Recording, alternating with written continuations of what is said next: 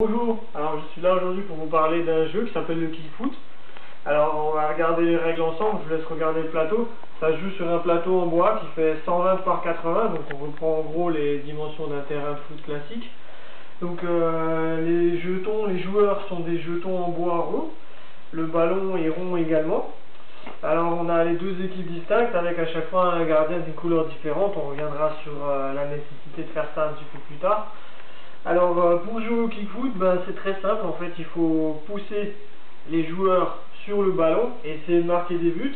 Et alors pour pousser le ballon, il n'y a pas 36 méthodes, il faut que la surface de contact soit brève et le temps de contact surtout soit bref. Donc ça se joue comme ça, avec l'ongle, c'est ce qu'il y a de plus simple. Et alors le principe, c'est une des règles de base du kickfoot, c'est pour favoriser, on va dire, le beau jeu. On va essayer de faire des passes aux coéquipiers. Donc pour faire une passe, il faut qu'on touche le ballon avec le joueur avec lequel on joue et que le ballon aille heurter un coéquipier. Donc exemple de passe, voilà. Donc la passe est réussie, j'ai bien touché mon coéquipier, je peux continuer à jouer. Tant que j'arrive à faire un jeu de passe dans mon équipe, l'équipe adverse ne peut pas bouger ses pions, pardon. Donc on va continuer. Donc là je rate complètement le ballon. Si j'avais même touché le ballon un petit peu comme ça sans toucher le coéquipier, ça aurait été la même chose. C'est au jaune de jouer.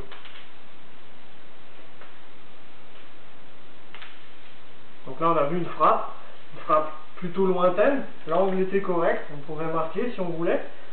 Ce qui est intéressant avec ce jeu, c'est qu'on peut frapper de n'importe où sur le terrain. À partir du moment où l'axe de frappe est libre, on peut tenter sa chance. Donc là on a un très bon exemple, ça donne un corner pour les bleus. Donc vous verrez sur les corners, on va faire une phase où un petit peu plus évoluée au cours du match. On va avoir des joueurs adverses qui défendent, des joueurs de mon équipe qui attaquent, et on va essayer de faire déjà un CSC sur corner, vous allez voir.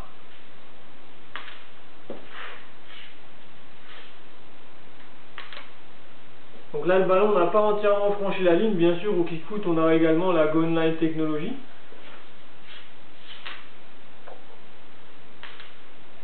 On va y arriver. Corner.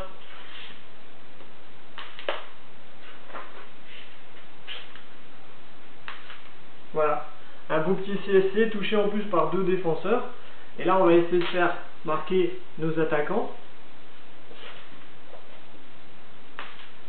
Super but, reprise de volée ou de la tête, comme on imagine un petit peu.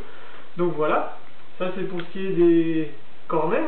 Ensuite, maintenant imaginons qu'on ait une phase un petit peu différente, sur laquelle je vais essayer d'aller chercher une passe là-bas en profondeur. Ah, il y a but, c'est pas ce que je voudrais vous montrer. Voilà, donc là, on peut le voir, puisque au départ du ballon, il y a hors-jeu, ce joueur-là est hors-jeu, il touche le ballon en marquant, mais il est hors-jeu, donc on place le ballon à la place du joueur qui était hors-jeu. On peut prendre un joueur n'importe où pour tirer le coup franc. Le joueur qui était hors-jeu se replace en défense, bien sûr on ne peut pas le replacer là pour pas gêner, il y a une distance minimum à respecter. On le replace, on essaie de boucher l'angle au cas où il voudrait frapper direct, et le jeu repart avec une belle passe, une passe en profondeur. Simplement j'ai pas touché le joueur, c'est au bleu de jouer. Les touches, pour les touches, on n'a pas le droit de se faire une touche pour soi-même, ce serait trop facile. Sur une touche, on est obligé d'aller chercher un coéquipier.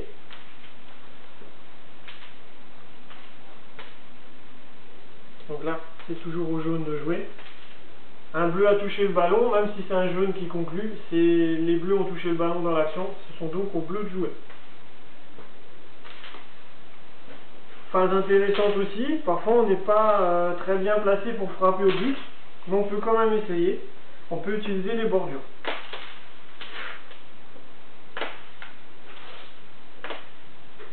Soit pour faire une passe, soit pour remettre un ballon dans l'axe, etc., etc. Autre phase, on va vous montrer une faute. Donc le bleu veut intercepter un ballon que le jaune est à proximité. Il touche que le joueur. À partir du moment où il ne touche que le joueur, il y a faute. Pareil, on va placer le ballon à l'emplacement de la faute. n'importe quel autre joueur peut tirer le ballon. Si celui-ci par exemple bouche mon angle de frappe, je vais l'utiliser. Seul celui qui a commis la faute peut être replacé, c'est important, on ne peut pas faire de mur à 3 ou de choses comme ça. Tous les autres joueurs restent en place, seul celui qui a commis la faute est replacé. Le tireur de coup franc peut frapper et le jeu continue.